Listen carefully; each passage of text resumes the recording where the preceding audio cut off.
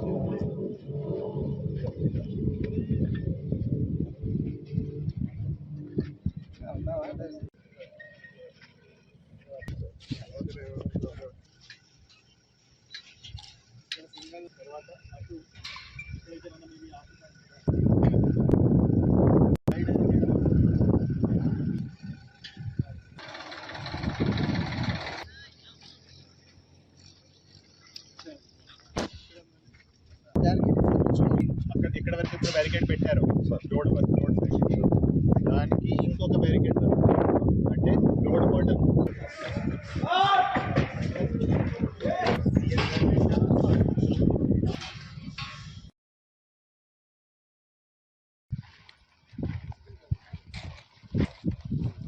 outer లో